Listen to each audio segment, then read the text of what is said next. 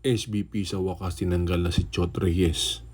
Finally, at kinonfirm nga ni Quinito Henson at ibinalita na talagang tanggal na, talagang fired na by SBP si Chot Reyes.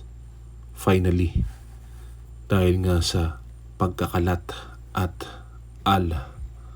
Panlilio, president ng SBP, talagang winakasan na ang pagko-coach ni Chot Reyes sa Gilas dahil nga sa pagkakalat at hindi pagpasok sa mga key players, dahil 6 lang ang ipinasok.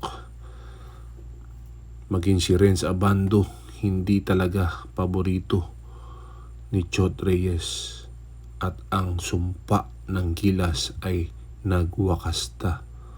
Finally, ang kay Soto magagamit na ng husto dahil pinalitan na ni Coach Tim Cone ang chok pambansang Reyes.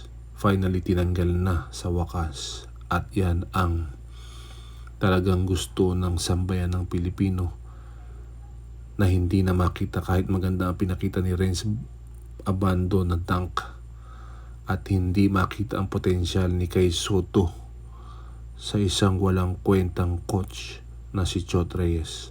Salamat. Congratulations, abangan.